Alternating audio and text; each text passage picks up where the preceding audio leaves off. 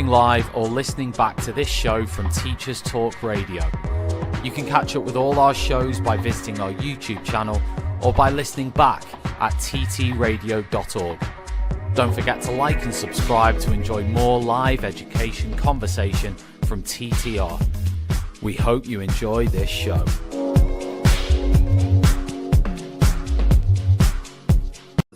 Outstanding, a world-class vision, a world-class this.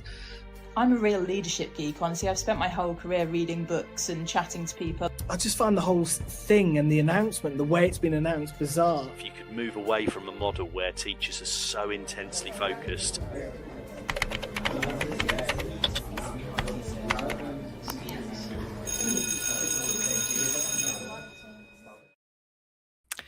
Hello and welcome to our show, Teachers Talk Radio, the Sunday Social. I'm joined here with my co-host Claudia and our special guest, Maiah.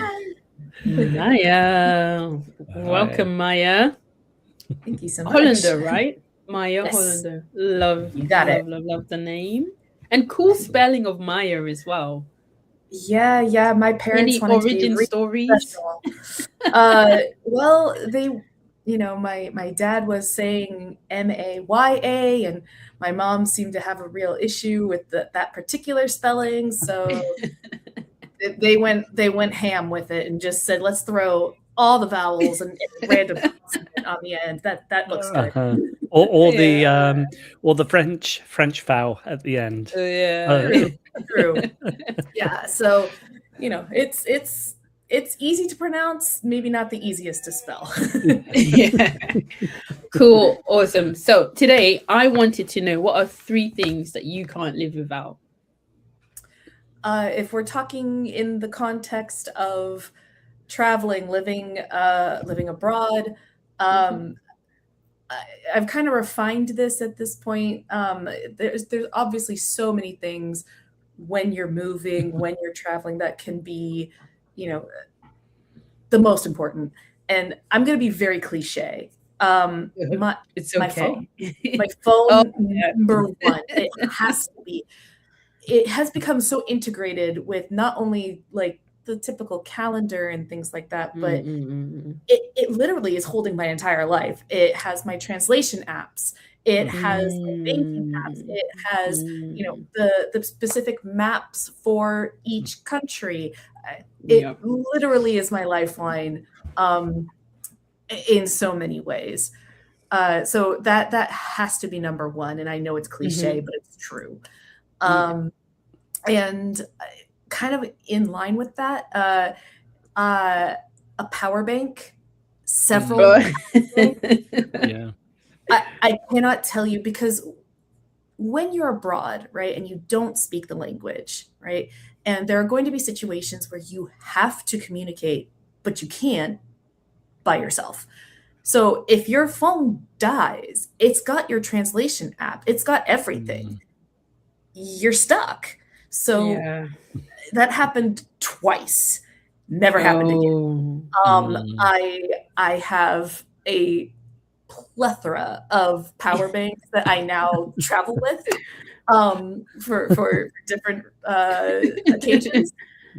It's people don't think about it, but I promise you, especially if you're using it every day, constantly, there are days where I was using the translation app like for 50% of my day, and my phone's down 2%, so you got to think about that. And again, kind of cliche, with the power bank and the phone, you need the connector. But I'm going to be very, very specific about this connector. What I'm talking about is, you have the cords. Get one of these that has multiple. Oh, yes. Multiple. Yes. Makes traveling so much you. Easier. Yeah. On one cord, I've got 4 different things that I can now use. Plug everything in. It becomes so much better organized. It just makes life so much easier. So again, I know maybe that seems a bit cliche to say those 3 things, but when I'm really being honest about what do I use constantly, those are the things I use constantly. So yeah, and that's not even just expats or just anytime you're traveling, that's it. That's interesting. Yeah. Where were we before we had our smartphones, our mobile phones? I knew exactly where. I remember those big map books that you were flipping through, trying to, figure out which road is that again, and my parents used to be. My mom was the map holder, dad's the driver, so she would be the one that's like, all right, turn whatever, or go here, go there. Yeah, your navigator, very important. Yeah. Well, when I first came to Korea, I traveled to Hong Kong. I was so cheap, I would never get Wi-Fi because I was so like, I'll figure it out. Plus, if I get lost, it's a new adventure. I had that kind of spirit, and I think I was admirable. I cut the cost. I went. Hong Kong was fine. The tubes, everything is really similar to like London in some ways, like getting around with the metro and everything. Sure. I then went to Macau, and that's the first time in Asia that I felt really lost because one, the road signs were in Portuguese, and then it was either a mixture of like Chinese or just English was not happening at that time. Yes. And then I found myself no Wi-Fi. So I have a phone. I'm not using the phone for anything but listening to music. And then I'm like, unlike Korea, I can't just go into a coffee shop and then hook onto the Wi-Fi because I don't even know how to do that because I don't have the translator to be able to do that. So I spent a whole day going round and round. I'd gone there to find a restaurant that's similar to Nando's. I don't know. Have you heard of Nando's? I've heard of Nando's, yes. Yeah, so I traveled there because it was like a Portuguese grilled chicken style restaurant. And I'm looking for this restaurant for hours. Can't find it. I decided to just go back and just, I did see some cute things. It was like daily life, just people living their lives. And I was like, oh, this is very cute. Yeah. As I'm going back, I see the restaurant. It was there all along. I had just been going round and round in circles, passing it, probably because I couldn't read the signs. So I wish I did have your chords and your translator and your everything. But it's funny, I admire the spirit, and I remember having that myself. Probably one of the one that kind of shocked me out of that a little bit was kind of a similar experience. So I moved to Taiwan and I was teaching in Taiwan, but the first day that I left the airport and I got out of my COVID hotel, because this was at the time. So I got out of the COVID hotel and I look out, same thing, nothing is in English, not even a Romance language. It's all Chinese. So, and everything from the, street signs to, the graffiti even, so you were just like, I can't. There's nothing to do with what I know. I have to do this. I have to go onto my phone to get from point A to point B. Yeah. Because, at the time you had to leave the hotel, get the taxi, and get to at the time my job to, be introduced and everything. So I was like, I can't be messing around with this, So I was like, okay. After that, and after seeing how not perfect, but it was more efficient than me trying to, flail my way through some kind of direction. But because I think that's something that happens with people that are maybe they are new to traveling or haven't traveled before, and they have this idea of what they're going to be like, right? When they're traveling, they have this idea of, whether it's whimsy or adventure or, some kind kind maybe not romanticization, but you get the idea, right? It is like that. Yeah. You kind of have these like googly eyes about like things. Yeah. You don't know what you don't know. It's understandable why you might think that. And then sometimes reality just kind of, smacks you upside the head and you're like, oh, okay. This is harder than I thought. Change plans. Yeah. I will say probably one of the most important things you can do as a international traveler is adaptability. If you cannot adapt, you are in for probably some real challenges coming your way. That's true. I do remember I first arrived in Korea to live and work here in late 2005. So it was just over 20 years ago. And at that time, the only internet that was available was in your home or at like internet cafes or maybe at workplaces. There wasn't much in the terms of public Wi-Fi. It just wasn't available, even on buses or trains or that sort of thing. So outside of the home, you're stuck. And I remember having, it must have been like a Nokia phone or a small Samsung phone that I had in Korea, which wasn't like a smartphone. It was just one of these basic phones that you phone up and you know, it was a time when you order your food via the phone. Like green screen with like the black the brick, the one that was indestructible. Which was great. It was wonderful. It was actually great. Snake. And Snake like, the game. I had such a huge culture shock. It was probably the biggest culture shock I had living abroad, and because there's nothing remotely similar to English back then. There was no connectivity, there was no translation app. The only translation tool available was a physical dictionary or made inside your home, your phrase books.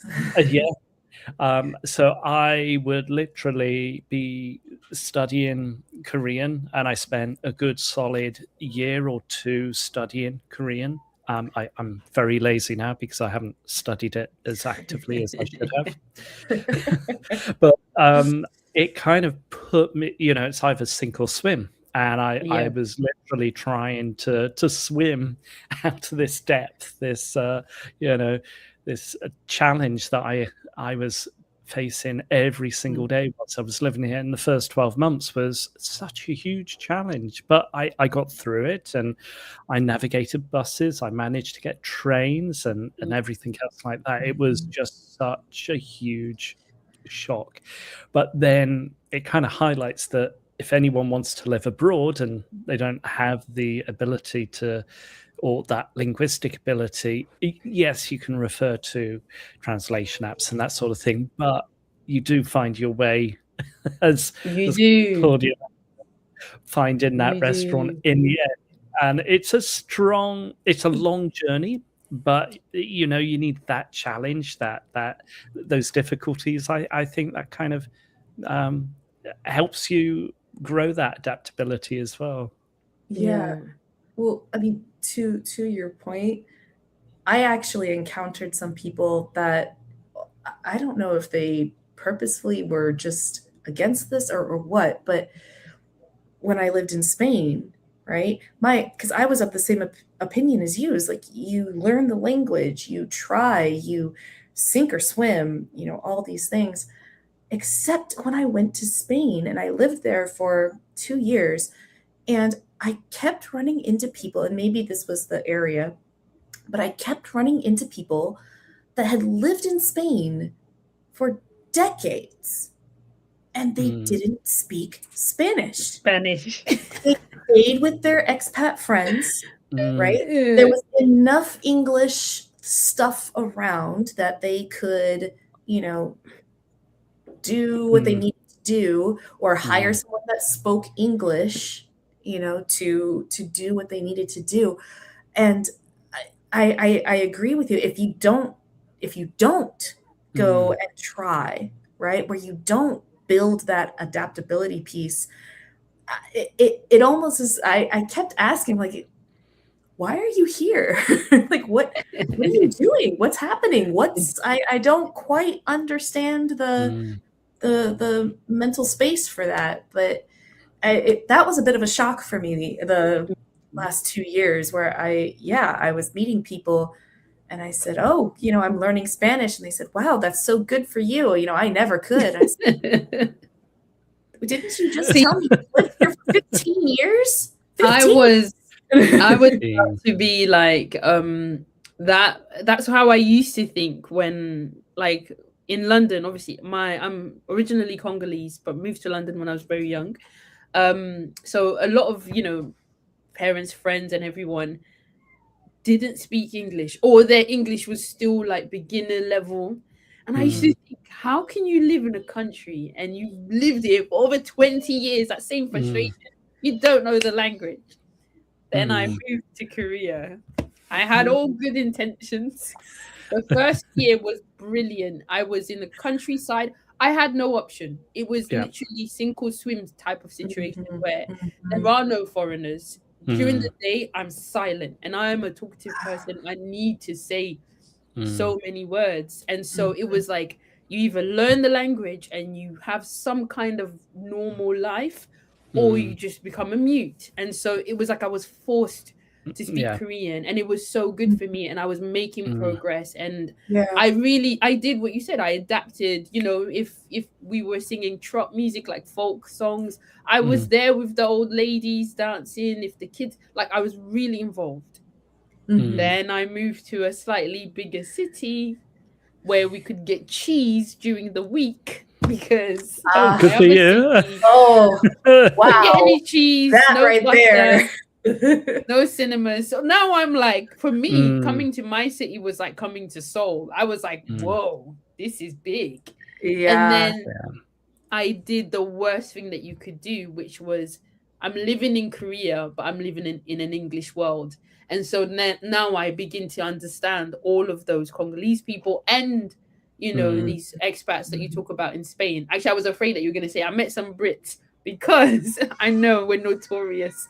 We are notorious for that lifestyle. But I realized you've got to make drastic choices when you first come. And one of my biggest regrets was language, because I never had any intentions of staying in Korea for this long. And so I didn't think I would need the language. I didn't feel like, oh, I don't want to invest in Korean if I'm not going to use it afterwards. But I'm like, no, whether you're going to stay here for long or not, invest in the language, because it also helps you to connect with the natives. I don't know. I mean, what kind of relationships do you find with, like, Korean in Korea? Like, do you have deep relationships outside of maybe family or colleagues? Well, I mean, I'll be honest, I'm still really, really fresh. I got here in August. So I've been here 6-ish months, more or less. So, however, I would say that I actually have some pretty good relationships, not just with other native English teachers. But it's because I kind of put myself into these situations, and I always joke that my life feels like a sitcom, because some of the things that happen, it's like, that's not real. That didn't really happen. Like, that's just wacky.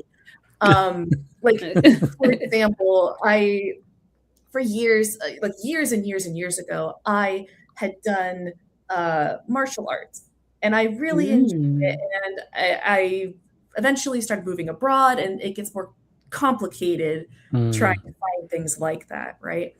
But then I got to Korea, and I was like, you know what? I'm pretty sure that there's something here that I could definitely get into. And turns out there was a boxing gym that is just down the street from where I live. A Korean boxing gym. So I was optimistic, and I had mentioned it to one of my coworkers at the school I worked at, who's also Korean. And she said, I'll call them, because I was worried. I'm like, I don't speak Korean, not even Yeah. enough. Like, I've got some things, but definitely not enough for that. So she said, I'll call them. Ended up calling the thing, but the phone number was wrong. So it never went anywhere. So finally, one day I was just walking home, and I said, you know what? The door is right there. They've got to have the phone number or something on the door. So I walk up to the gym, and I'm standing out there awkwardly. I've got my phone ready to record a phone number, and I'm looking everywhere. There's nothing on this door except the hours. I'm like, you gotta be kidding me. Anybody inside, right? It's empty. Then I see, this woman walks up beside me and is like, are you, like, in Korean, charades? Yeah, motioning. Yeah, charades is so important, everyone. It really is. It's such a good skill. Get good at charades. It changes your life. It really does. She's kind of like, are you going inside? What are you doing? Because clearly the sad foreigner standing outside with the phone that he lost is, the foreigner card is real, everyone. It's real. Yeah. So she kind of like ushers me inside, and the gym manager is in there. He was in the office. And at the time, I had just gotten my headphones that can do the live translation, and it will also translate what I say. It's really cool. It's definitely not, it's beta. It's not ready for like real like good use, but close enough that we can get the gist. So I explained to him, I want to join, I want to do this, blah, blah, blah. And he was like, absolutely. Like, yeah, you should join. So, and then randomly they both go, oh, by the way, we're having a party tonight. Do you want to come? Things like that will happen to you. It will happen to you. Spontaneous. Yeah. And here's the thing, right? You can allow the fear of that, right? I don't speak Korean. I don't know who these people are. I just met them, right? You can let the fear of that be like, you know what? No, I'll see you at the gym a week from now, whatever it is. However, with the understanding of, I've talked with these people and I felt comfortable enough, and I was like, you know what? Sure. I will come to this party. Ironically, the restaurant they went to was literally right next to my apartment, so that so easy. Worked out well. Yes, I mean, it felt like a sitcom episode of like, let's usher you into the gym. Literally. You're joining a gym. No one speaks the other's language, by the way, but yeah, let's do that. So I've been at this gym now for about a month. That's great. That's great. Wonderful. I'm having a great time. I feel like that's like the mindset of somebody who first comes, and it's hold on to that mindset, because I think I did have it as well, and so spontaneous things would happen all the time, and I would kind of just allow it to happen, and then as you settle in, sometimes I ask my husband, is it that I don't smell new anymore? Why don't those things happen to me anymore? Where I'd get like, I remember just being at the bus stop and a random ajushi came and gave me and my friends tangerines, and we were like, oh, thank you, we'll eat this when we get home. So, and then he's like, eat it now.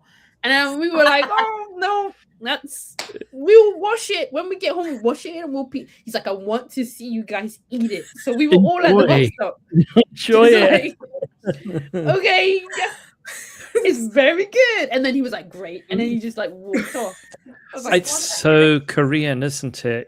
That's just so part of Korean culture. It's like, when you get a present, like a birthday present or Christmas present, you open up there in front of your family or friends. But it's the opposite in Korea. You get a present, you say, thank you very much, I'll open it later, because you don't want to show off. But then on the reverse, if you get some food or tangerines or something like that from like a friend or someone who's passing by you in your country, you go, oh, thank you ever so much, I'll have that later. But then when it comes to food in Korea, it's so important. And it's like, you need to enjoy it know. then. You need to enjoy it I now. want to need see you show. happily Okay. eating Thank Yeah. you for telling me that, because I would not have Yeah, thought of that. no. 'Cause, And yeah. one thing my wife taught me when I first moved to Korea, and to interact with my in-laws, was that you need to say no twice and yes the third Yes. time. Yes. I heard yeah. about that. I heard about and that too. it's like you don't want to say yes immediately because you're going to be a greedy bugger. Yeah. You don't say yes the second time because you're kind of embarrassing them, so you say finally yes the third time. Yeah. It's kind of interesting because it kind of put me into the mindset of where I was living, and then I've kind of gone, no twice and go yes in the end. But interestingly, for my wife, who was brought up in Korea for half of her life, and then half her life in the UK, she finds it so difficult now to incorporate that idea, because when she's talking to her brother, her brother's like, oh no, it's okay, no, okay, all right. And she's like, why can't he just say yes or no? I'm like, well, remember what you told me 20 years ago. Yeah, I was going to actually mention that was actually something that I'm still kind of struggling with here, is that direct indirect. Right? Yeah. Because in several cultures that I have experienced, right, either in my own travels, my friends and their families, there is a very clear, is your culture direct, is your culture indirect? And I have found that several times when I am traveling in Asia, there is a lot of indirect that happens, and they were even explaining to us in the training that we were in for I'm in the EPIC program. So they give you all this training and meetings and all these things. And one of the things that somebody brought up was, look, it's not common for Korean teachers to flat out say no. This was a very specific example. But they were saying, they said, an example of this, your co-teacher might say, that might be difficult, or it could be difficult. Now, at the time, I had already met my co-teacher, right? So we had been working together a while and trying to kind of navigate.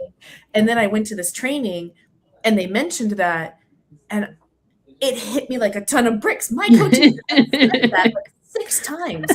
Now, I was like, oh, okay, what do we need to change so that it's not difficult? That's where my brain went. What he was saying was no.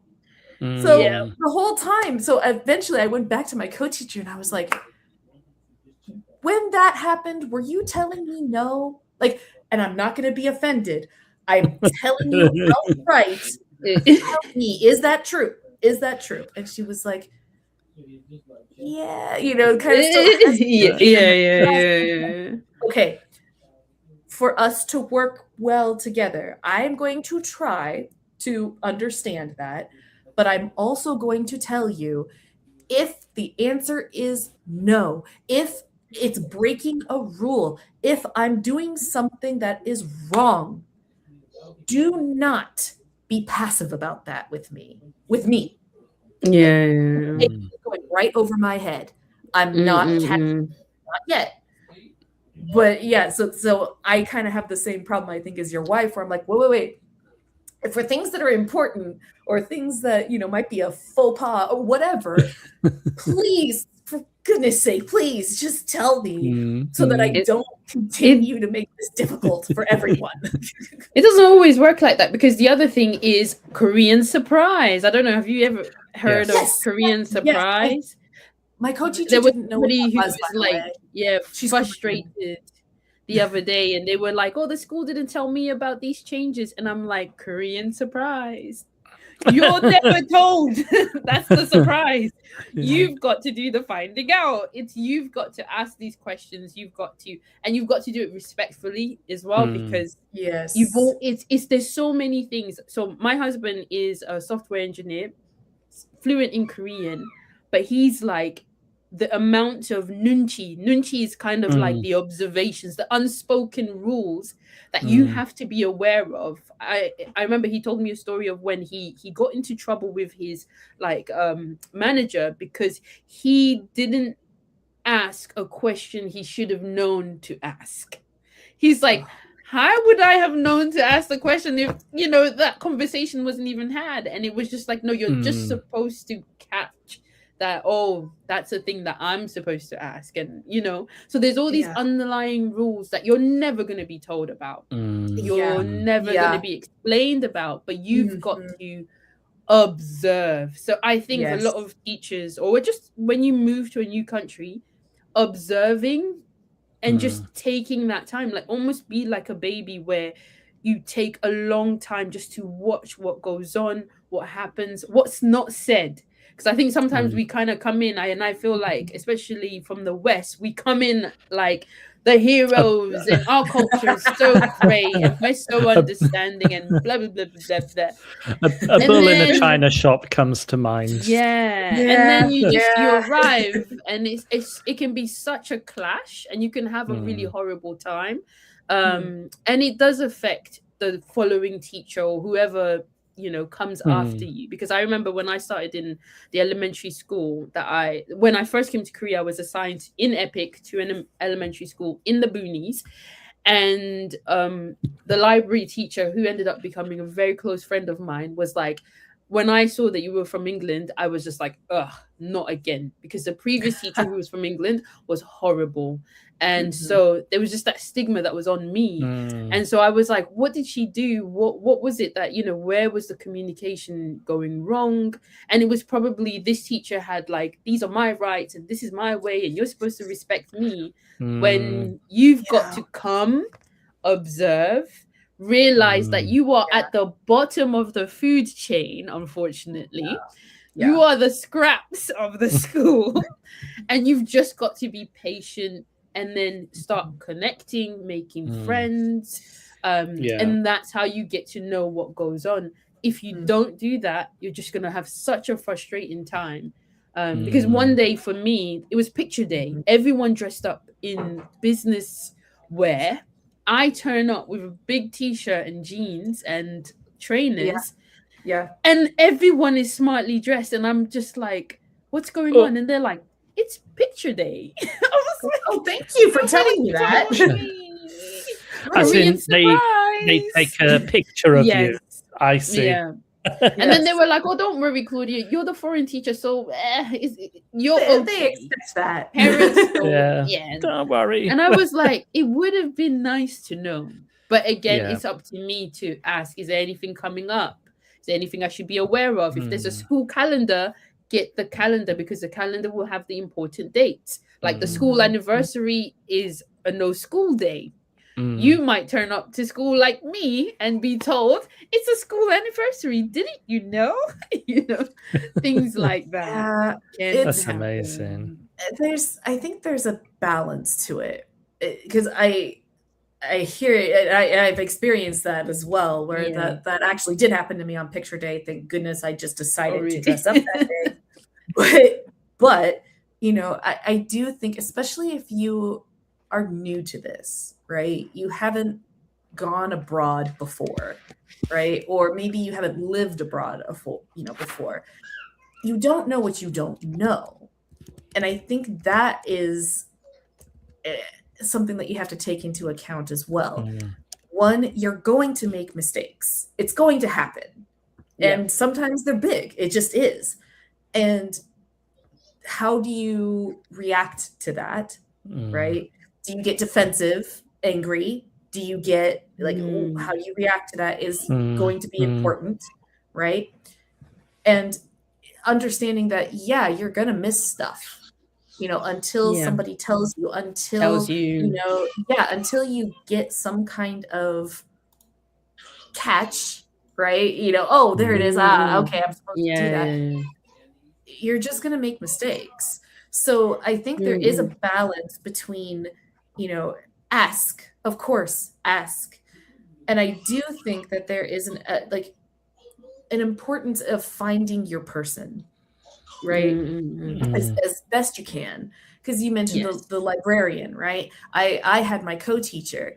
These are people that while they are not going to be, you know, the magic 8-ball, you know, shake for an answer, but, you know, they are going to be able to support you in a way that you can still kind of like, I don't know about that.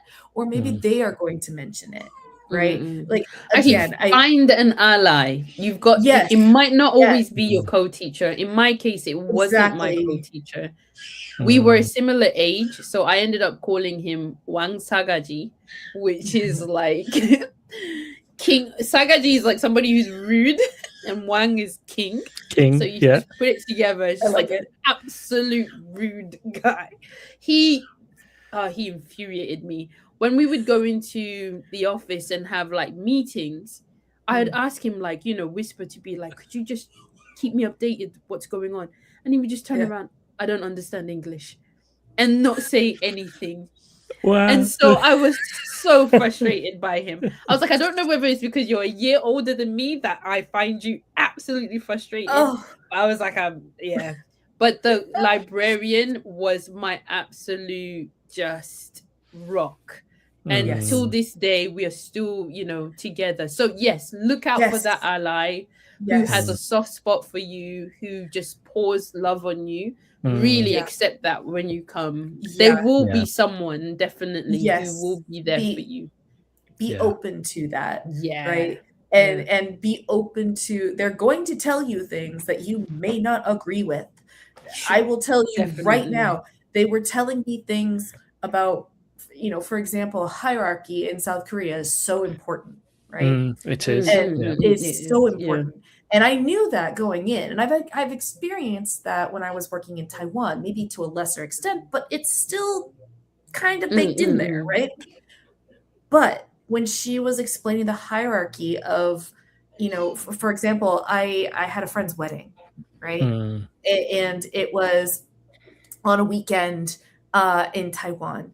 And I said, okay, I would like to request a day off, either that Friday or Monday, so that I can go do this wedding and come back. And she was very like, that's not really done in Korea. You take your holiday on holiday break times. You don't take them during the school year. And I was like, what? What are you talking about? What? Hold on, you know. And I said, and I was like, well, it's for my friend's wedding. It's not because I want to or because I'm traveling for, you know, whatever.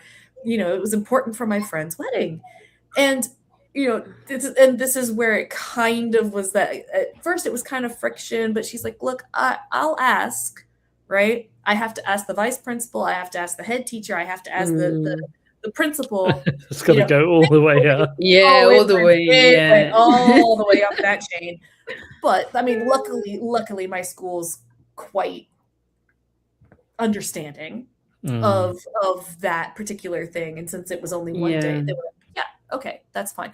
But I could tell that she was really reluctant to kind of put herself in the firing line. Of course. Definitely. I didn't really. I was like, I was upset. You know, I was. That's so crazy. What do you mean I can't have one day off, you know, to go, and I don't even have classes that day. I have one, you know, it was one of those situations, right? Where logically in my head, it made sense. Like, why is this a problem? But, you know, and it was my ally telling me this. And it was, thankfully we worked it out in a way that we weren't antagonistic to each other, you know, and once I understood, and I was like, oh, okay, no, I understand, you know, I'm not going to ask for, you know, additional days. That was the one, you know, and it was a joke afterwards. It was like, okay. But it's going to happen where it's like, be open to the fact that they're going to tell you stuff that you're not going to like. You're not going to always agree. It's not personal. I promise. True. It really is. It really is. Yeah. So, yeah. Well, I'm just going to go and say that this show is brought to you in partnership with Hachette Learning, publishers of professional development books and resources that support great teaching and learning in schools around the world. So level up your professional development today and visit www.hachetlearning.com to explore their full range of titles. One thing that kind of came to me was, before I moved to Korea back in 2005, I was very fortunate enough to have, in my final year of university, what was it called? Cross-cultural communication. That's what it was called back then. It's now changed to intercultural communication. Yeah. So during and it was one of my favorite courses throughout my academic studies. I found it fascinating to learn about different cultures or how cultures could be perceived differently. And I was really keen to put this into practice, and it certainly helped me when I arrived in Korea, because one thing that kind of stayed in my mind was what my professor said to me, my lecturer, and he said that when you go abroad, what you do or how you think is correct, but also how others think differently and act differently is also correct. And I was like, well, that makes sense. Yep.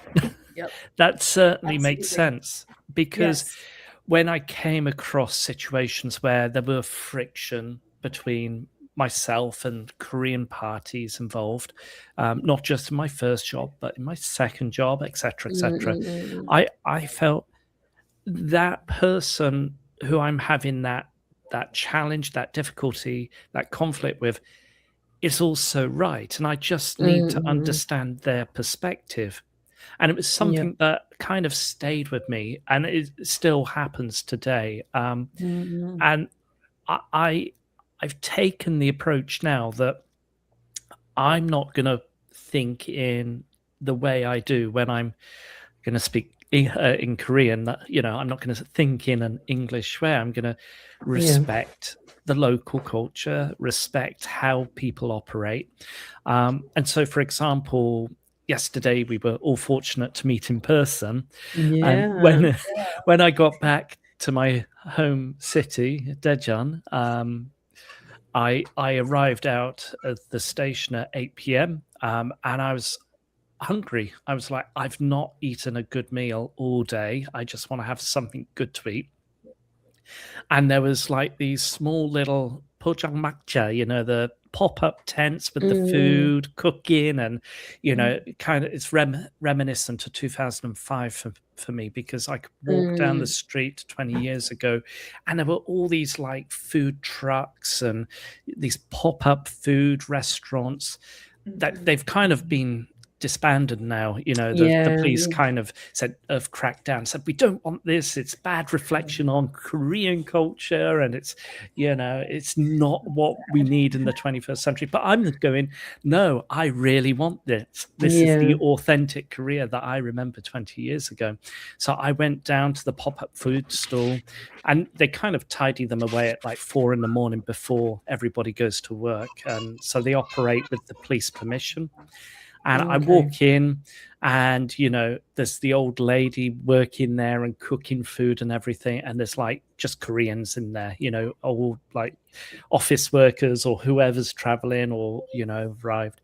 And I got there, and I could call her old lady in Korean, like Ajuma. But I'm like, no, I'm not. I'm going to be quite respectful, and I call her Sajangnim, because she's like probably in her 70s or something like that, and cooking away, and and she says, what do you want to eat, sort of thing, in Korean. I'm like, what do you want?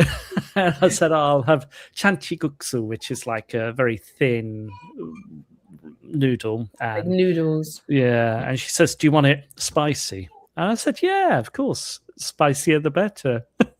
Can you eat spicy? I'm like, is that the next question that you got? Yeah, she said, like, man. I was like, yeah, all good, which is like incredibly spicy, all good there. Yeah. And I'm like, yeah, Yeah. okay, here you go. I'm eating away, and I'm like, I finish it in 5-10 minutes, and I said, well, that was nice, thank you. How much is that? And it's like 5,000 Korean won, which is nothing really. And there's like Quite cheap, odeng, actually. it's odeng and the noodles, and it's all, and it's really cheap and like nice. There's an old gentleman sitting next to me and says, where are you from? The usual question. Oh yeah, I'm from England. Gentleman sort of thing. And okay, thank you. Yeah. It's always funny what they say. And I think you have that connection, don't you, when you kind of operate respectfully within their culture. Yes. And you have that sort of that limited ability I have with regards to Korean, but I can operate and I can understand a bit more than what they would be like, I suppose. But that's what came to mind. Yeah. I think when people see you connecting with their culture, there's a connection with them, right? As we're talking about food, two things. When I started eating lunch at my school, two things kind of did that connection piece. One of them was when we were going through the line and everything, and they're giving me all the food, and actually three things. First off, my students were concerned whether I could eat the food because it's spicy, which was funny. So they were shocked when I was eating the food. I was like, "No, we're good. Thank you. That's really cute. Thank you. You're very sweet. I got it. Don't worry." But then the second thing was I was taking kimchi, and I was like stocking up on kimchi because it goes well with everything. And the ladies that were serving, they were like, "Kimchi?" You can eat. I was like, "Yeah." Kimchi? I was like, yeah. And they were super excited about that. And now every time I go down the line, biggest smiles you'll ever see. Of course.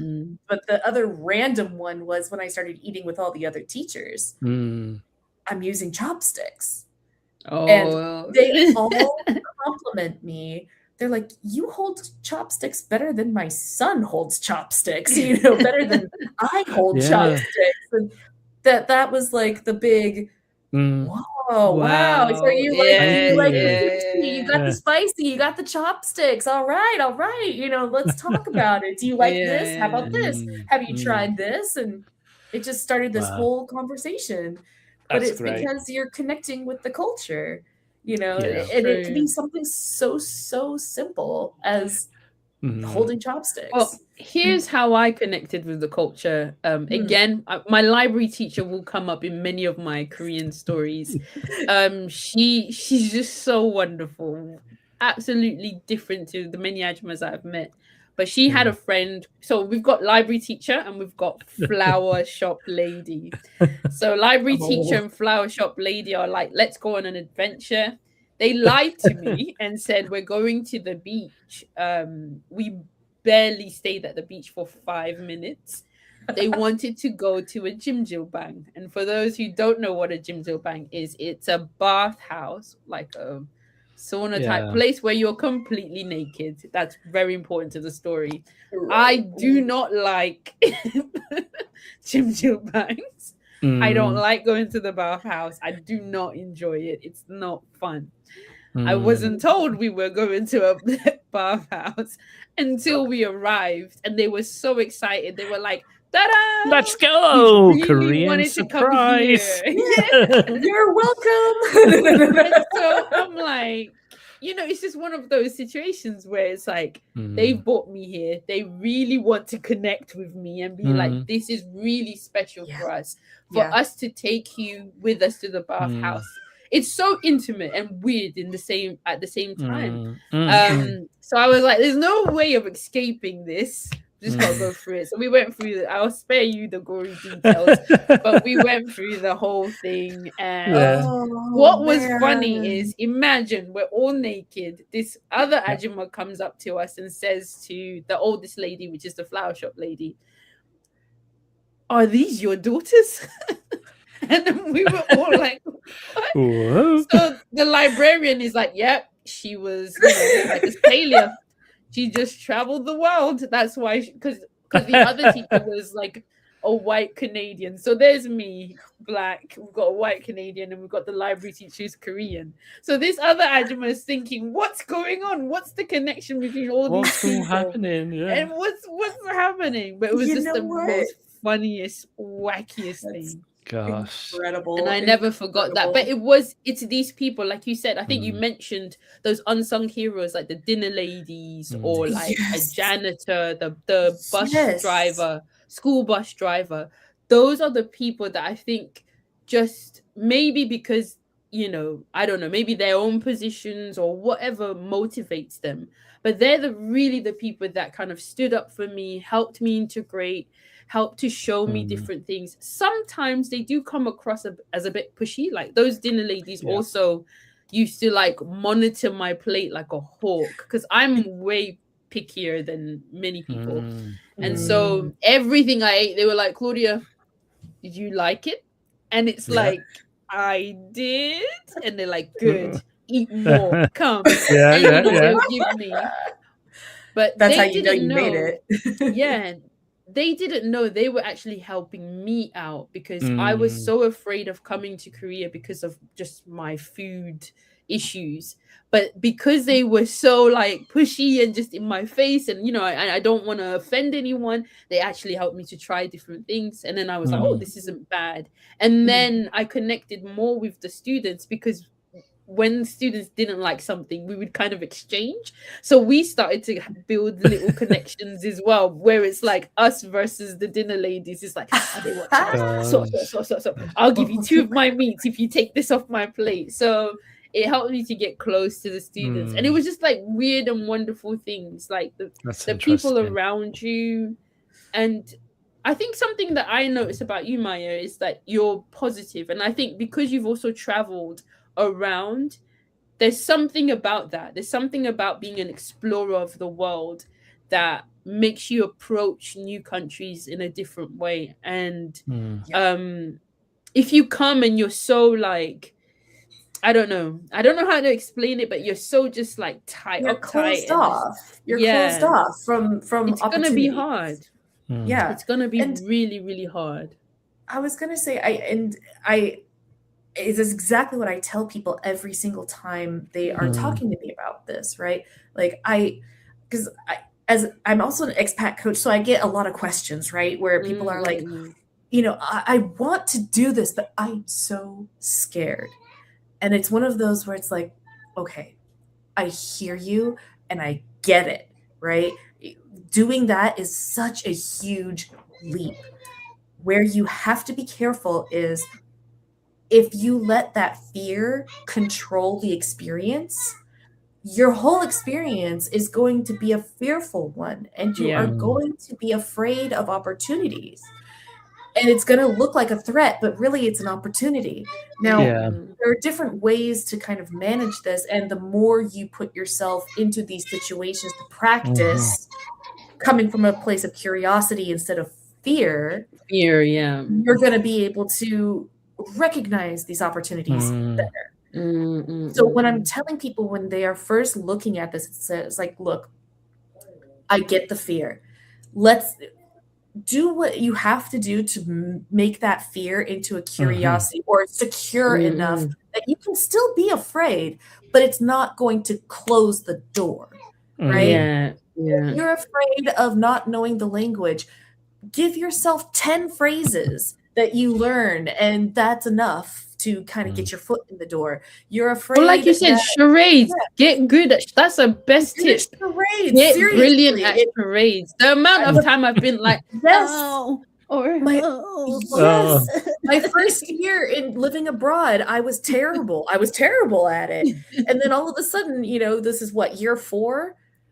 Yeah, no problem. You want me to, anti-disestablishmentarianism? Sure, let me charades that out, give me a minute. I can do that. Yeah. But yeah, That's funny. there's really, I think, again, if there's one thing I tell people is like, don't ignore the fear, but give yourself Yeah. a way to make that fear into curiosity. Whatever you need That's to a do good to idea. do that is the key to finding joy in this kind of Yeah. space. Yeah. 'Cause You also have to have a otherwise sense it's of hard. humor and laugh about things, because in the moment that fear Yeah. would be there. You'll be like, whoa. But then when you look back, it'll be a funny story. It, Like it when will I be a first- good experience. Yeah. God, When yes. I think my first meal, my school treated me to a live octopus dying in front of me. Oh God, Brilliant. I hate And that. so I was just like, and they were so happy. They were like, we've chosen this meal. This restaurant is really well known, and we want to treat you. And Yes. thank you for coming to our school. Yeah. But yeah, I'm watching this octopus like crawl up for its dear life, and they're beating it down.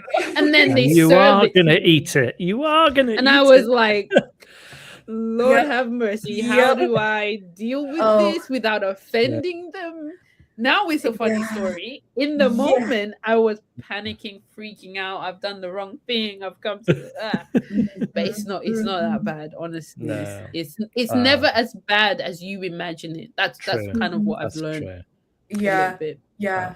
I'm going to move Absolutely. into Yeah. our second sponsorship for today. AQA, no teachers are the real experts in the classroom.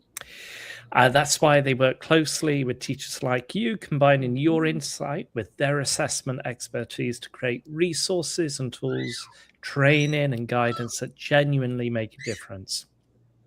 They're the UK's most chosen assessment organisation, so chances are you already know their work.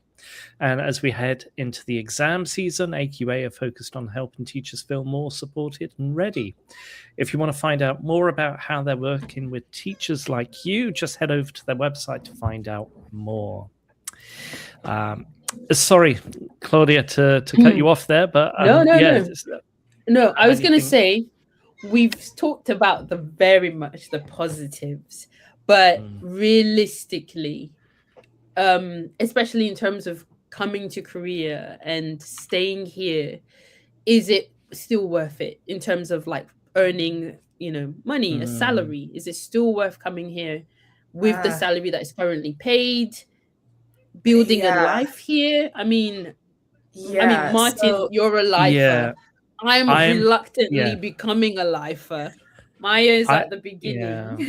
I don't think people come to Korea or become an expat in different countries for money. I think they come, they visit. They shouldn't, and I think that shouldn't be the first principle. That people are more interested in traveling and living and working abroad to learn more about the cultures around the world, to broaden your perspective on this tiny rock that we all share. And I think life is so much more interesting if you give yourself the opportunity to challenge yourself, to learn more about yourself, to learn more about others. And this is more important than maybe any financial reward. Yeah. Because at the end of the day, all you have are your experiences, your what you've achieved, not financially, but obviously the money will come in time. And I think it's so much more rewarding when you achieve things non-financially. It's so much more rewarding when you go, actually, I can live in Korea. Actually, I can connect and speak and I can communicate with others.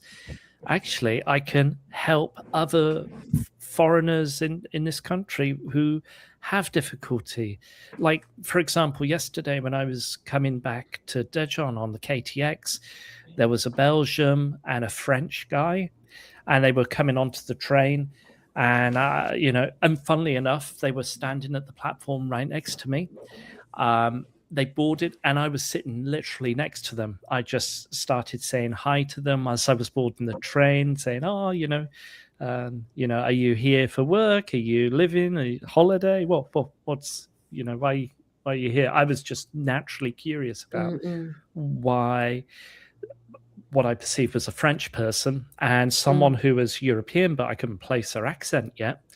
And I went, "Oh yeah, what's the deal with them here?" I'm just naturally curious.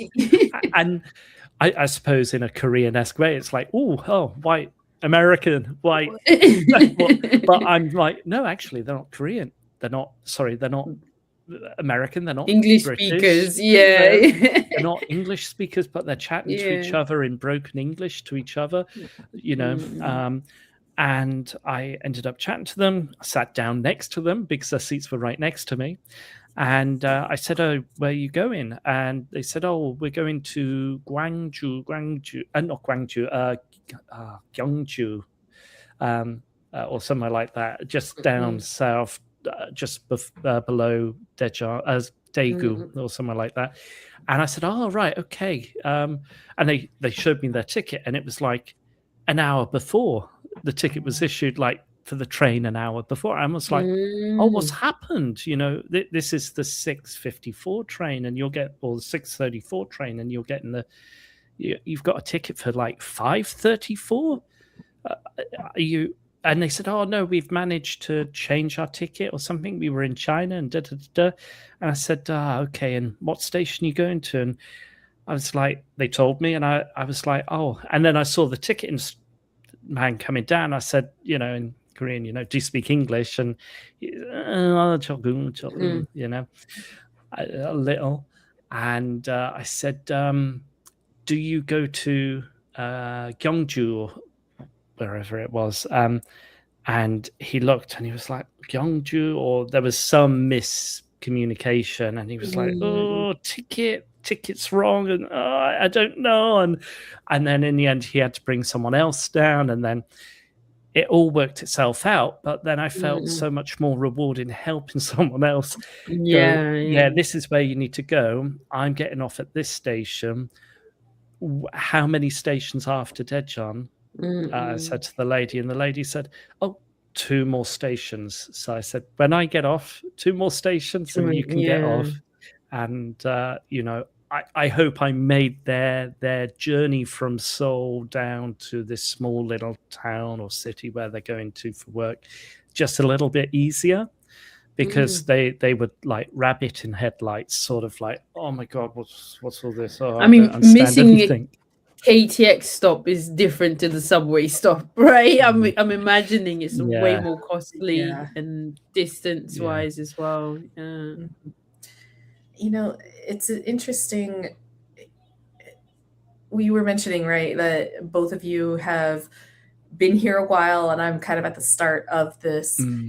And it's really interesting because I've traveled now. This is what, my 3rd country abroad. And we were talking about money, and I was working in marketing in the US, and I was making good money. And originally it was, I wanted to travel, and I couldn't do that with the job that I had.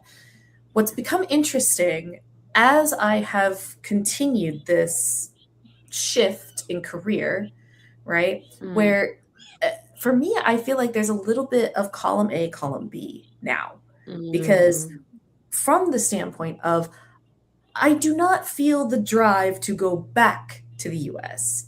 Multitude of reasons, but one of them being, I don't feel like I need to have, that huge amount of money. However, it's become interesting because now I'm getting to the point where I said, okay, I don't want to be moving every year, every 2 years. That is exhausting. but I haven't really found the place yet that makes me go, this is it. This is it. This is where I need to be. This is where I want to build something for myself. And, you know, as I'm also getting older, right now there's a time element to this now that I'm starting to feel a little bit more pressure on. So while I definitely agree with you, there isn't this need to have, you know, exorbitant amounts of money and huge wealth and the mansion in the background. However, it is a very interesting feeling of being unmoored, where I can't really plan very well for the future because I still haven't really found that place to set down the roots. So, you know, I do kind of want to mention this for the people that maybe the first place they go to doesn't feel right. Right? And a lot of people freak out and they say, I gotta go back. I've had that. Actually. I did spend 9 months in Romania, and you know, I kind of went in and I was like, nope, not for me. I'm going to go back home and go back to England. But I tried it. I experienced something new, but it just wasn't for me. Yeah. And that, I think, is a really valuable thing that people don't, again, we kind of that romanticized thing of I'm moving abroad and I'm going to find that place and it's going to be perfect and I'm going to stay there and everything's going to be perfect. I'll be honest, I lived in Spain for 2 years. And while exactly what you were saying, I met incredible people, I had incredible experiences, it was not right. And it was making me really miserable. It could have been I give up. You know, I've tried so hard and I give up. But finding, it was like, well, okay, this didn't work. So your choices are, okay, go back home to your country that you came from originally and, you know, go that route. Or that adaptability piece of, okay, well, that didn't work out and I don't want to do that. Where do I go from here? Yeah. But it also, I want to acknowledge the pressure. There is pressure when you There move is. abroad. There is. We don't talk about this very much. And it's not something I get to talk about a lot with people as well. But there is a pressure where you are trying to think about the future. And it's really hard to nail it down when you are in these kinds of spaces, you know, or kinds of experiences. And it's not to say that it has, you know, that's all you think about, right? Of course, you're going through incredible experiences. I wouldn't trade this for the world. However, this also exists. And, you know, I don't have the answer yet. I'm working on it. But, you know, I do want to point this out for people. It exists. Approaching things with like a wise lens, or at least connecting yourself to people who've been in the country for long, expats who've been there for long, those who've settled, and then those who maybe they felt like they couldn't settle. I think having conversations with such people is really helpful, because my colleague absolutely loved the guy to death. Earl was in his 60s when I started to work for the university where I still work. And so he reached retirement and he didn't have a visa that could keep him in Korea. He had to return back to the US, and it was so painful, both for me, but especially for him, because he'd built his life in Korea. He had his routine. He had the stores that he would go to. And genuinely, he was just one of the kindest people I've ever met on this planet. And so for him to have his whole life that he'd built up here, because, you know, just what, I don't think it was even just not prepared for it. I don't know personally why it led to that, but it was really devastating to be somewhere that you've been for so long, and then you've got to start afresh in your 60s. It's really, really difficult. But I will never forget what he said to me. He said, Claudia, don't get too complacent. It's really enjoyable. The first 1 or 2 years, have as much fun as you want. But as you start to stay longer, you have to be practical about, is this going to work for me if I decide to stay here longer? What am I going to do as a job? Am I going to continue in the English teaching world? Will I be happy with that kind of salary, with that, kind of career progression where you might not be given a promotion ever? Are you going to be, are you okay with that? Talk to somebody who's in that place. Are they satisfied? I think those are the kind of conversations you need to have. Yeah. Because if it keeps you grounded. It keeps you grounded, doesn't it? And it really, really helps you. And I me, have that conversation with my wife, and we think, okay, we're okay as we are, but where could we go? How can we improve, or how can we progress? What do we really want to try and do? Because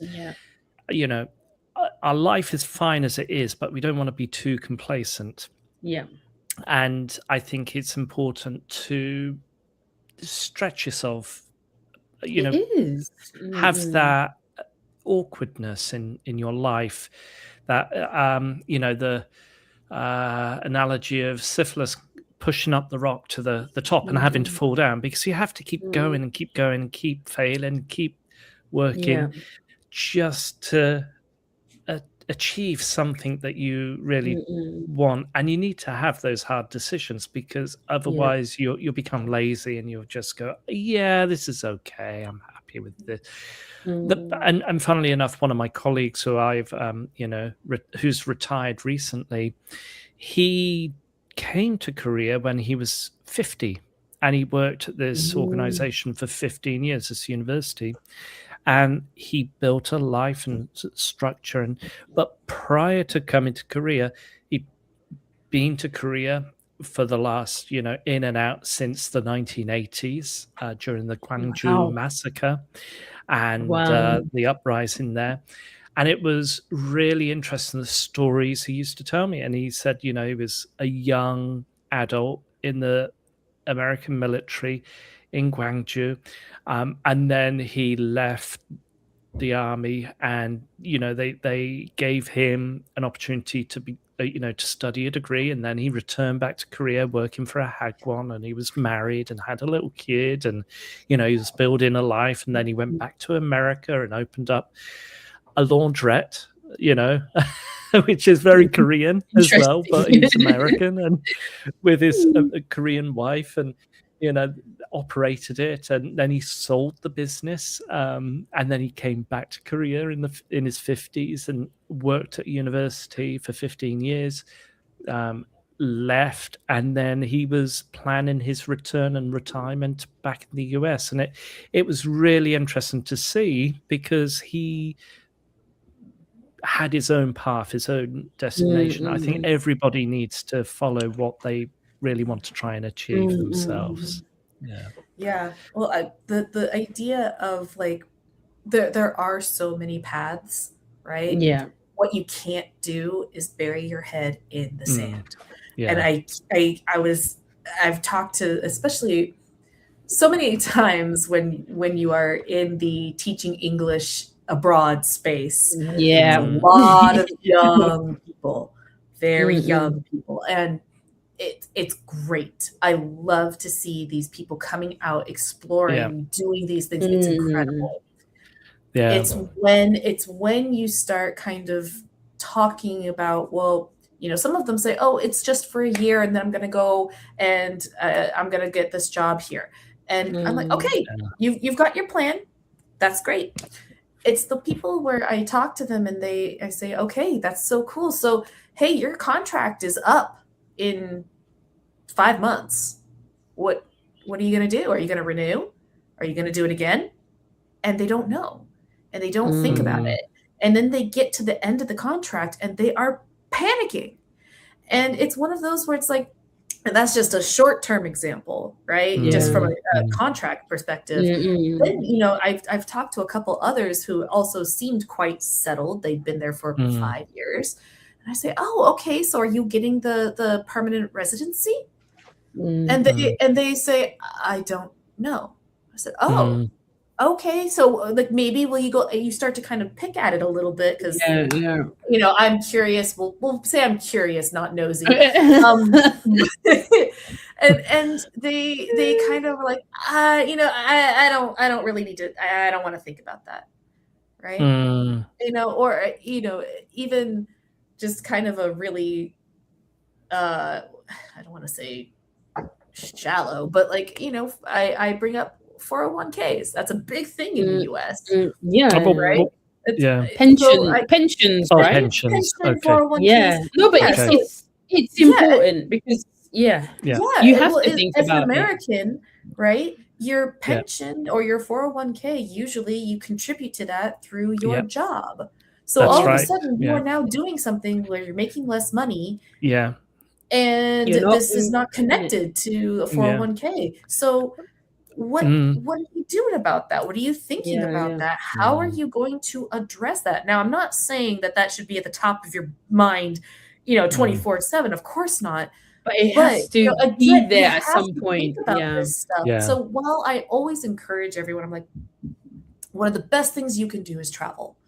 The best thing you can do, and if you decide that you want to do this travel, teaching English, living abroad, absolutely. I am never going to tell you don't do it. What I am going to warn you, though, is if you are doing this, try to have an idea of what does this look like 1 year, 5 years, 10 years. Just an idea even is better than nothing. That's true. And not influencer, like somebody who's made it big on YouTube and it's like, don't look at those people because it's like, look, it can happen to you. It can, and if really you put the effort, if you want to put the effort behind that, by all means. But there is an element of realism to what you are capable of, right? That you have to address. And that's very true. I don't want to put a damper on people that are so excited about this kind of thing, right? But it is something that it's an important aspect that a lot of recruiters aren't going to mention. Your jobs here are not going to mention. The people that live here even aren't going to mention. This isn't like a very small talk kind of chat. But it's so important. It really is. And I wish there was more conversation about this of like, I haven't quite got it 100% figured out myself. I've got to, set some things in motion, but I at least have an idea of what I'm trying to do, at least within that 5-year space. Yes. And if that works, then I can plan my 10-year space. But again, it is that. No, it's important. Being financially literate, I think, is also really helpful. Because so one thing is, like you mentioned, pensions, at least for Americans, you can take that lump sum at the end. Brits, we can't. That money's not going anywhere for us. We have to wait until we retire, right? Yes. Are you talking about in Korea? In Korea, yeah. Okay. Yes, so that's true. We don't enjoy that. Well, I've finished my teaching. Go to the pensions office, get my cash. There's none of that. So there isn't. There isn't. But we can enjoy it when we retire. But we have to have stayed for like a certain period of time. Right? I think it's 10 years you have to do in order to get it when you're 65. So imagine you do 5 years as a Brit. You do 5 years in Korea. That whole pension money, you're not going to see it unless you come back and complete it. So these are things that you do. I know it kills off the romance of coming and experiencing my year of freedom, but it is something that you do need to talk about. It's a sacrifice.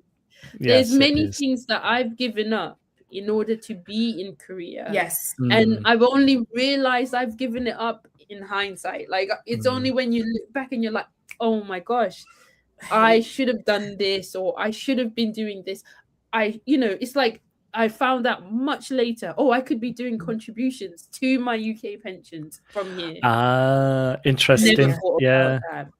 I never thought about, there's savings accounts that I could be making use of in Korea. I just thought, I'm a foreigner. I don't have any access to that. But it's like, I never took the time to actually learn about what's available for me in order for me to actually establish a good life that's interesting. in Korea, because it's especially for someone like me, I'm not married to a Korean, so I can't just be like, let me go and get a mortgage. Where am I going? Which bank is going to loan a foreigner that's on a 1-year visa, however much money? So unless I'm really good at savings and maybe I get some support from family, what am I going to do about my living conditions? Am I going to rent for the rest of my time in Korea? And then when I'm older, where am I going to live? It's all of these things that at some point, like you said, at some point you do have to have that conversation with yourself. Interesting. Yes. And that's true. I think to your point of like, when does that stuff, because I was talking about the pressure of it, right? Because I am at that age now where it's like, okay, I'm not in my 20s anymore. I can't kind of stick my head in the sand about this anymore, or say I've got time. Technically, sure, I still have time. I'm not, 1 foot in the grave yet, but it is. Whoa. Right? I know, right? But it is something there was a great TV show in the UK called 1 Foot in the Grave. That was brilliant comedy. Yeah, it's that's at the point where I'm like, okay, hey, it's because similar to you, right? Like, I will be able to access that lump sum at the end of whatever time I'm here. However, it has to go into my 401k, right? I have to be thinking about the future. That's not spending money. That's for the future. Investment. So, but it is that kind of thinking, right? It's interesting. When you're young enough, maybe that is spending money. But I'm at the point where I'm like, no, it's not. Well, I'm just going to divert to our sponsorship today. So this show is brought to you in partnership with Hachette Learning, publishers of professional development books and resources that support great teaching and learning in schools around the world. Level up your professional development today and visit www.hachetlearning.com to explore their full range of titles.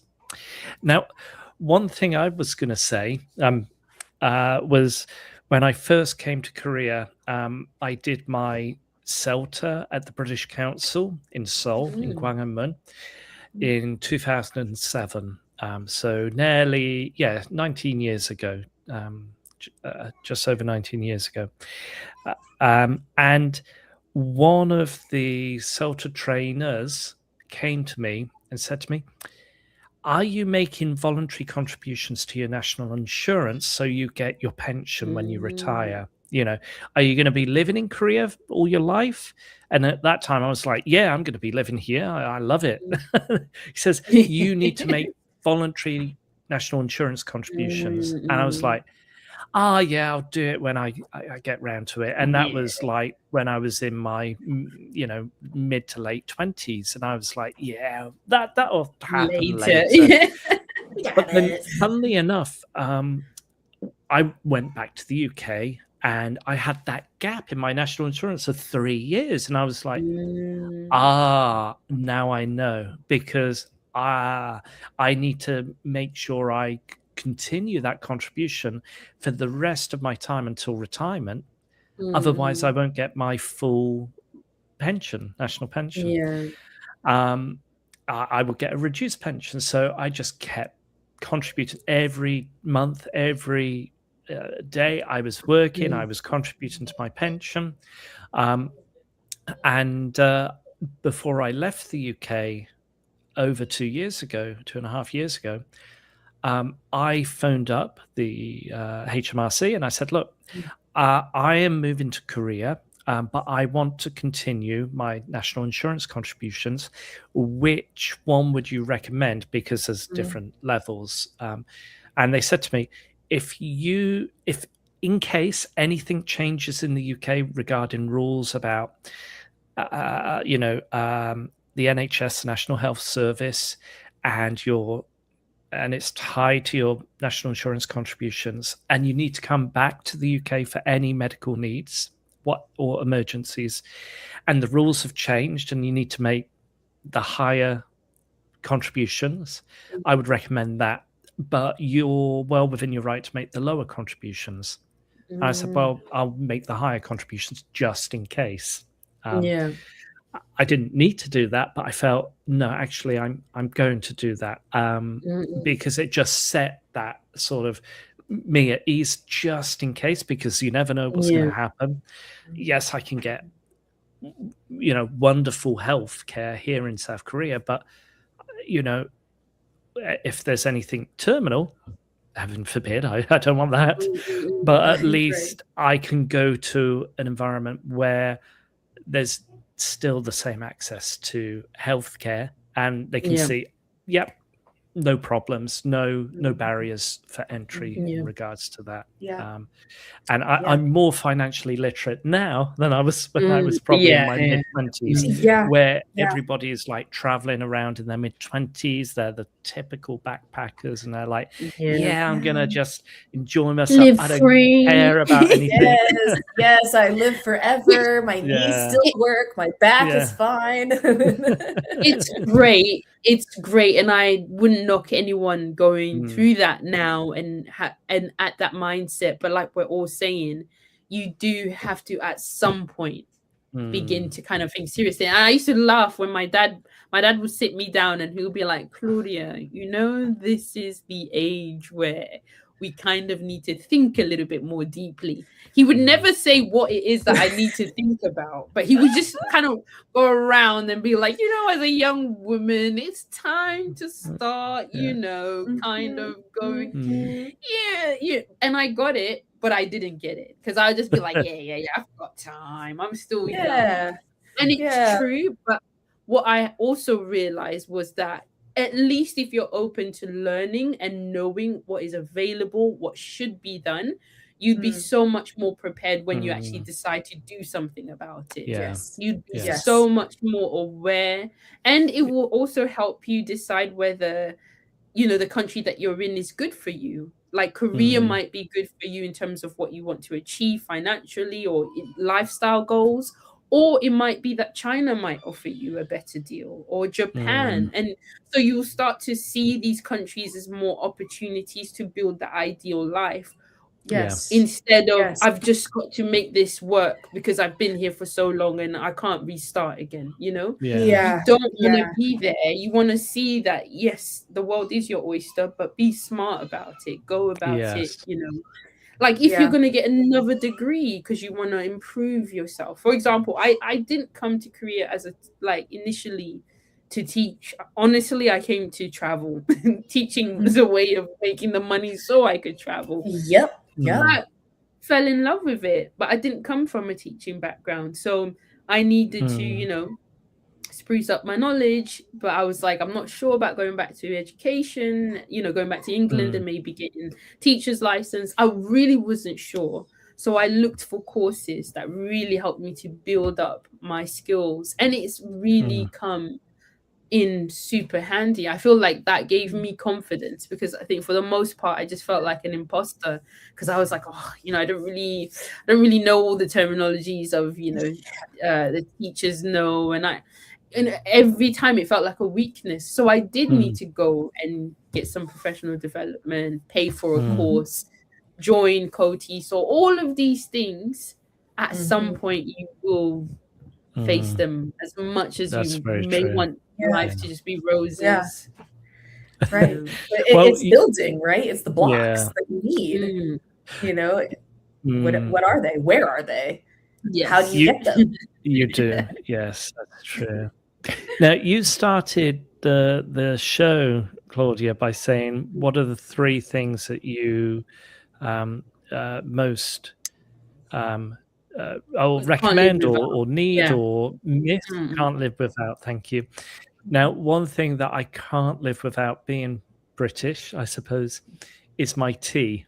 And I'm so low on tea bags here now in the UK. Sorry, in South Korea. In Korea. So my wife is working in the UK at the moment, and she's saying, I'm gonna go buy, Tesco's or Sainsbury's, and I'm gonna get some big PG tips because we need our cups of tea. I'm like, yes, please get them. There's certain home comforts which I would recommend anyone who's traveling abroad.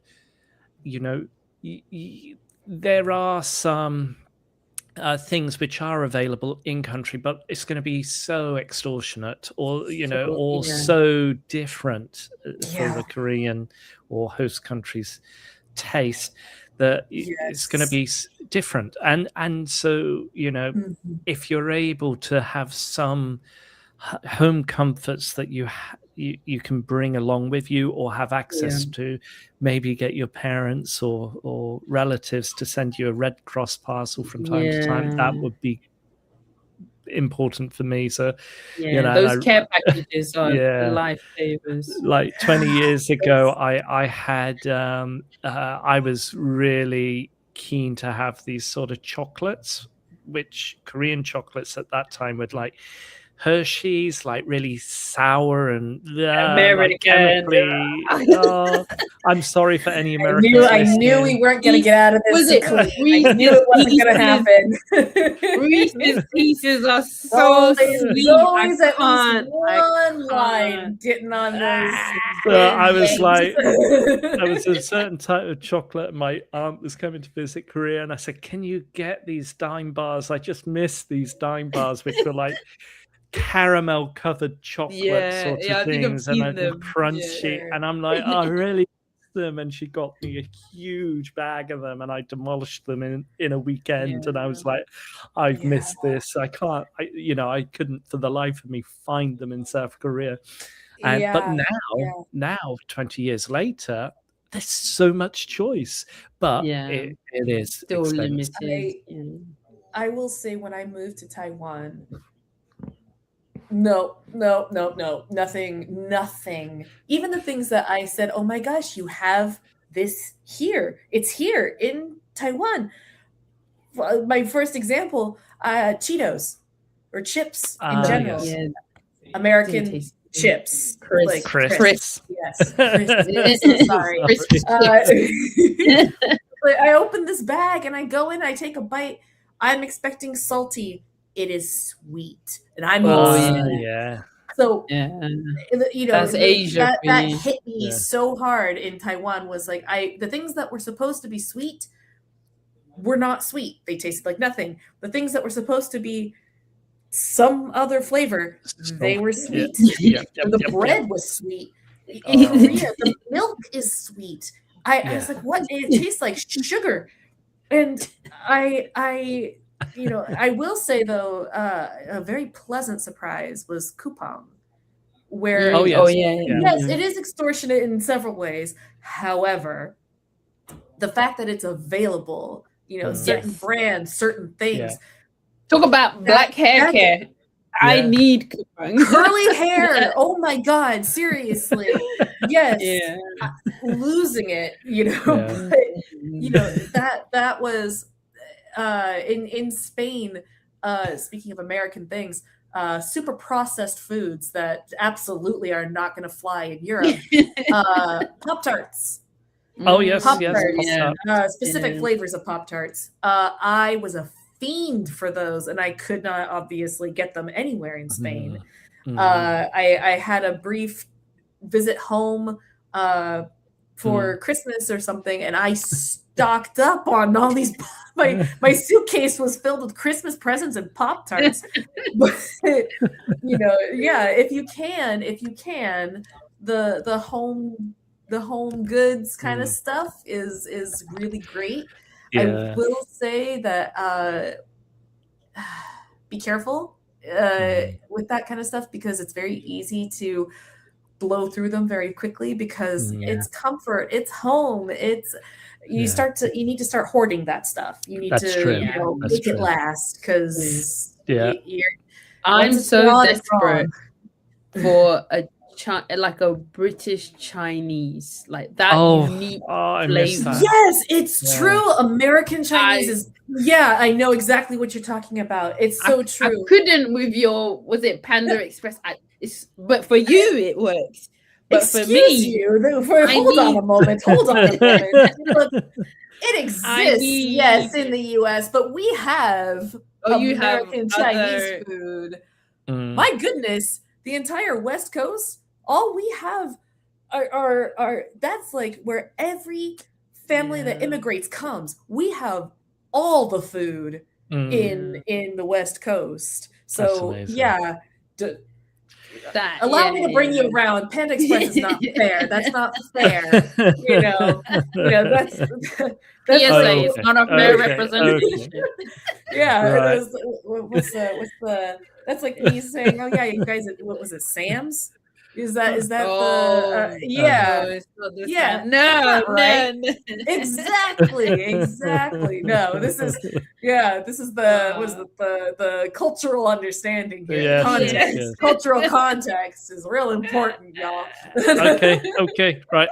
I'm just gonna give you a bit of time, a bit of a chance to breathe. And I'm just going to go into our next sponsorship for the show today. So, AQA, no teachers are the real experts in the classroom. That's why they work closely with teachers like you. They combine your insight with their assessment expertise to create resources, tools, training, and guidance that genuinely make a difference. They're the UK's most chosen assessment organisation, so chances are you already know their work. And as we head into the exam season, AQA are focusing on helping teachers feel supported and ready. If you want to find out more about how they're working with teachers like you, just head over to their website to find out more. Anyway, there are certain elements when it comes down to home comforts that we kind of miss or is part of our upbringing, and I think we shouldn't lose sight of that. But on the other hand, what I would say for expats is do go out of your comfort and try local food and make it part of who you are as well.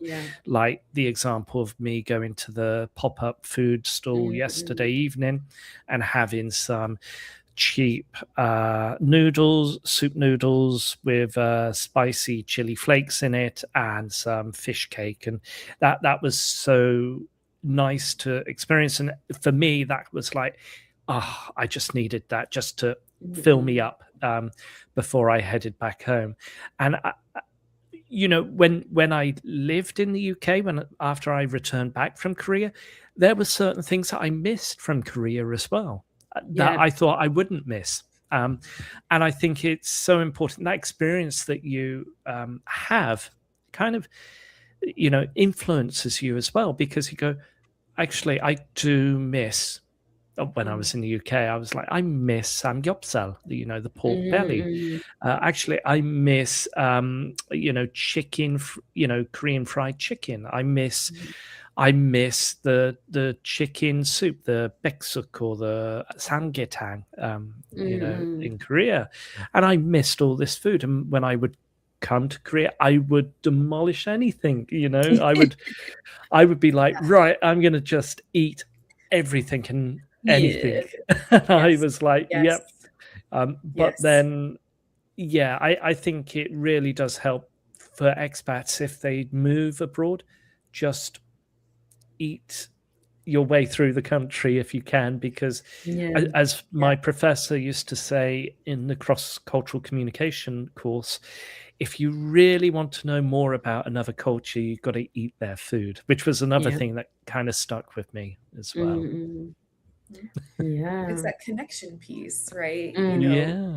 It's probably one of the fastest ways to connect, especially if it's something people have a pride, right? When it comes to their food. People cook food, right? They cook for their friends, for their family, they're proud of what they produce, right? And if you are able to show an appreciation for that, they're it's going to create connection, they faster become than so anything. hospitable as well, don't they? Yeah, You know, no speaking involved. Just No, Yeah, you just enjoy the eating. food. That's wow, it's you like crazy, but spicy true. food?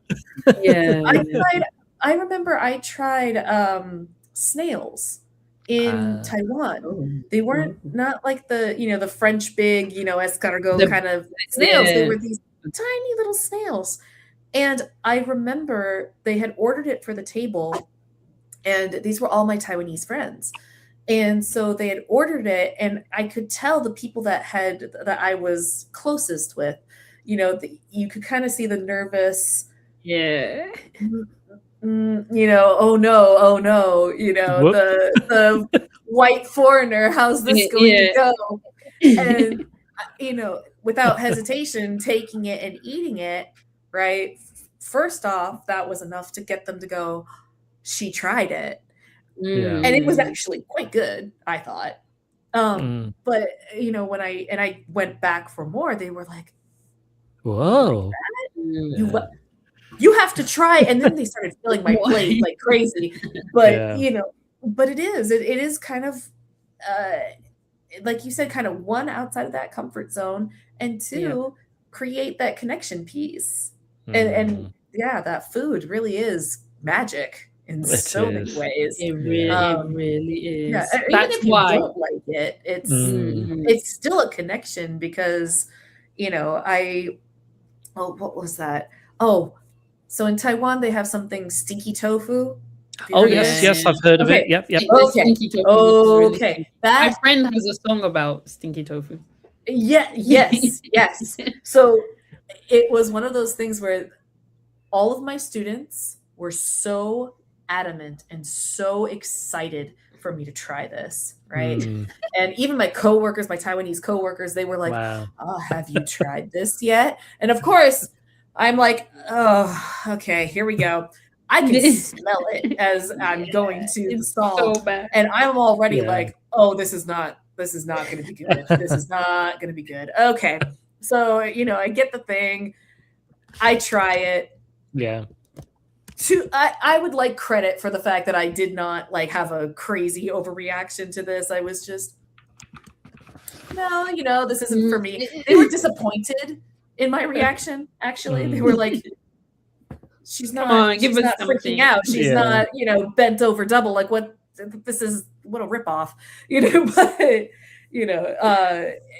but even that created a connection, right? Yeah. Where, my lack of response was still something for them to connect with. My other coworker had a much more violent response, and they definitely had a connection over that.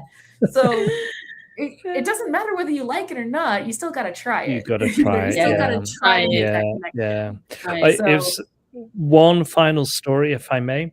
Please. I was invited to my in-laws one day at the weekend when I wasn't working. So I went down with my wife and my brother-in-law, and we went down to see my father and mother-in-law. And my father-in-law was sitting with his friend drinking like a Korean soju, chamisil. And they had the anju, the side dish that you eat, because you can't just drink in Korea. You need to eat something as well. And people eat like, maybe it's peanuts, or maybe it's some chips, or some what I've got here, peanut gang or something like that. Yes. And it wasn't anything like that. It was fried grasshopper heads. Whoa. And he said, "Come and sit down, have some." Ooh, I was like, okay, how do I tackle this? I need a beer first. Give me a beer. Give me another beer now. Give me a third beer now, and let me have one. And then I tried it, and I was like, "Oh, it's not bad. Okay, I'll have some more." And I said to my wife, "Come on, you better have some." And she was like, "No, I'm not having it. I've never had it." And my father-in-law was so pleased that I tried it. I was like, I've done it.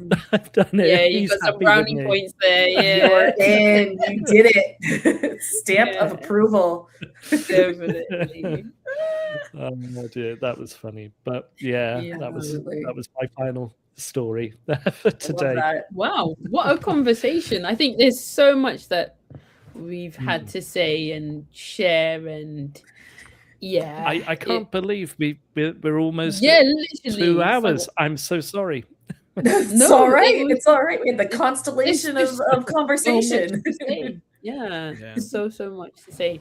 But big Um, takeaway, I think, connect and taste the weird food. Let yourself have that adventure, but also be wise. I feel like that's Of that's course, what I'm of taking course. away with Yeah. from this conversation. But Absolutely.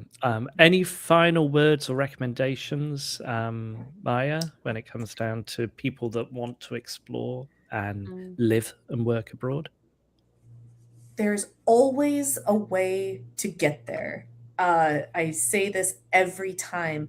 Just because you have point A, point B, yes, the most efficient is a straight line. That is not the only way. Look for the other ways and don't be afraid to try them, to Yeah. fight for them, to go for it. Do not be afraid. Find that curiosity. Yeah. good Wise tagline. words. Yeah, Yeah. definitely. Thank you, Maya. Thank Really you. enjoyed Oh, having this was you a great today. time.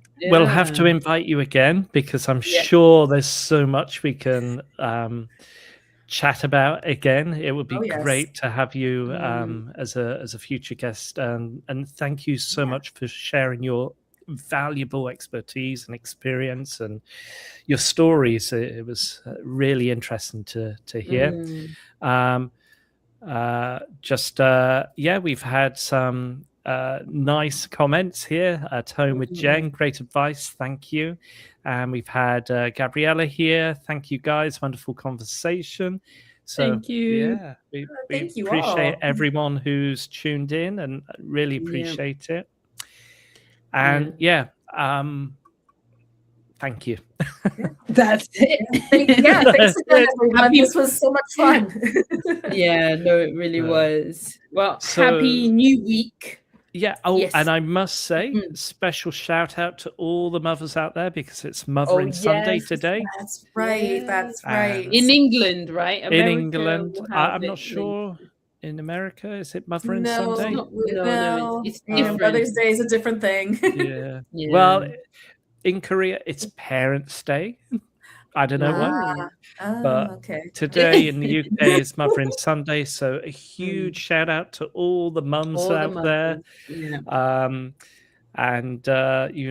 I've got two female cats, so a huge shout out to the two female cats I've got in my household, and my wife and my mum and all that. I love the cats came before the wife, but we love you. No, I didn't mean it like that. No, just joking.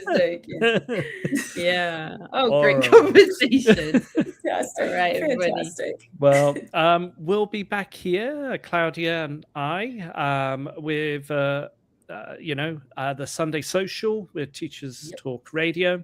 I hope everyone has a wonderful rest of the weekend, and thank you. Take care. Yeah, bye. Bye. Bye. Bye. Outstanding and world-class vision and world-class this. I'm a real leadership geek, honestly. I've spent my whole career reading books and chatting to people. I just find the whole thing and the announcement, the way it's been announced, bizarre. If you could move away from a model where teachers are so intensely focused